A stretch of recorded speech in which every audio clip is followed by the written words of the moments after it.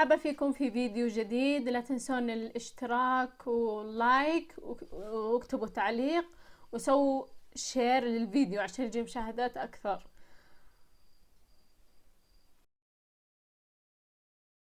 لوكا ماغنوتا كان راقص بعدين صار قاتل.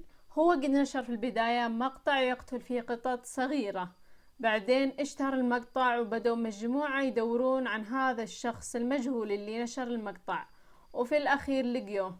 القصة كاملة تلاقونها في الوثائقي على نتفليكس اسمه Don't Fuck With Cats. عموما هو في الأخير استضاف شخص من جنسية آسيوية وقام بجريمة بشعة ضده وأصبح مطلوب دوليا، وكان الدافع من هذه الجريمة هو الشهرة ولفت الانتباه على الإنترنت، لأنه كان مستميت على الشهرة والشعور بالأهمية، وهذه بعض مقابلاته قبل ارتكابه جرائمه.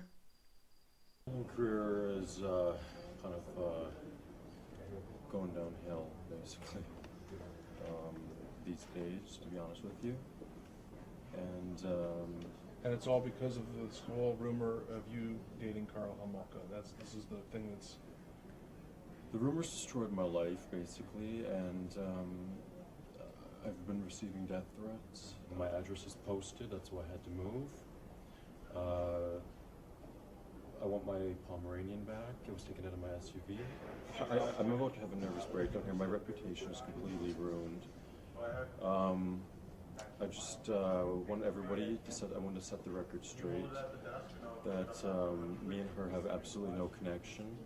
I go in to see casting directors, I go in to see agents, you know, they know who I am, you know, it's all over everywhere.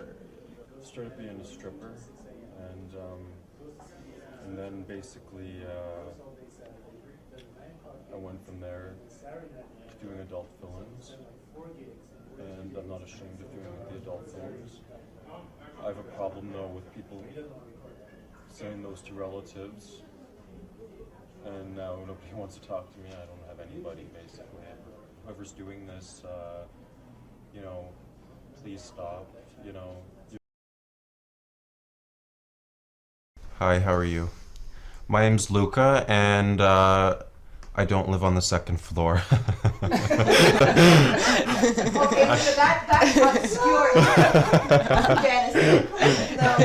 No, Susan Vega. My name is Luca. I live on the second floor, you know. I live on the 10th floor. أنا فكرت في بندي وقلت خلاص أعتقد معظمكم يعرف مقابلاته وقد شافها من قبل، وهو أساسا أشهر قاتل متسلسل. قلت أنا تقريبا يعني أصبحت مملة للبعض، عشان كذا جبت مقابلة لصديقته اللي كان هو عايش معاها وترجمتها لكم. اسمها إليزابيث واختصاره ليز، وهذه بنتها الوحيدة اسمها مولي. وفي هذه المقابلة جالسين يحكون عن حياتهم مع تيد بندي، وهذه ليز قد كتبت كتاب من قبل عن حياتها مع تيد بندي تقريبا من 200 صفحة. My friend and I decided that we were going to go out. It was my first night that I went out dancing in Seattle. We found a babysitter for my daughter, and we went to a tavern in the U District called the Sandpiper. I noticed just a really good-looking man. He was sitting at the table by himself, and he said his name was Ted. I was flattered when he asked me to dance. Really had my eye on him all night, basically. We did dance, and then that was the end of it. So I was thinking maybe he was going to ask me again, but he didn't.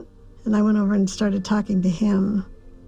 As a single mom, I never wanted to be bringing men home, but I was too drunk to drive, really. And I said, so will you spend the night here? And he said, yes. So I just laid down on the top of my bed without changing my clothes or anything. But he didn't try to kiss me or do any of that. When I got up in the morning, he had gotten Molly up and he was fixing breakfast for both of us. And it just was like, oh my gosh. It just took my breath away, basically.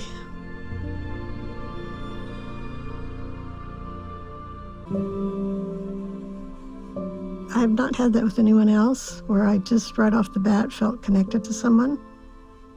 It just felt like two pieces of a puzzle coming together, it just fit. And it was really quite spectacular. I thought he was very funny, and he seemed very mature, and he seemed polished, and told me that he was a law student. So I thought, as a lawyer, he's certainly going to make a nice living and have these wonderful things that he wants. And since I was new to Seattle, he could hardly wait to show me his favorite restaurants. He had a favorite Asian rug store that we went to and look at all the Asian rugs and just things that I thought were just endearing. My daughter had a lot of friends in our neighborhood, and so Ted was really fun with them. He'd play with them. He'd get a hose and they'd all get their little umbrellas and they'd be in their swimming suits and he'd make rain for them on the lawn. And of course the kids loved it. He taught my daughter how to ride her bike. She just really took to that. Well, it's like it is with everybody's dad teaching them to ride a bike. He ran along. Well, actually, let me start at this. He did not like it that I had training wheels on my bike. And so he took these wheels off my bike and he would hold on to the back of it and run down the alleyway with me. And I would try to steer. And all of a sudden, he said something and he was way at the other end of the alley. And I realized I'm riding this bike by myself, so I crashed into someone's garage promptly. I remember meeting him the first night when he came home with my mom to our house, and he read me my favorite book, which I had memorized. It was called Teddy Bear from Bumpkin Hollow. He would read along and he would say Freddy Bear, and I'd say not Freddy Bear, Teddy Bear, and just make it ridiculous, and I would laugh, and I thought he was delightful. If you look at any of these pictures, he's swinging me in circles head first to the ground, and he was always throwing me, hanging me upside down, and I trusted him 100%. I mean, he gave you his entire self, and, you know, for a kid, that's everything. For somebody to pay exquisite attention to your experience is what you're looking for. And I could see he lit my mom up like a woman in love. And that just made sense. We were like a family. That's what I remember. شكرا لكم، وأعيد وأكرر ضعوا اللايك على الفيديو وسووا شير عشان يجي مشاهدة أكثر للفيديو. شكرا لكم.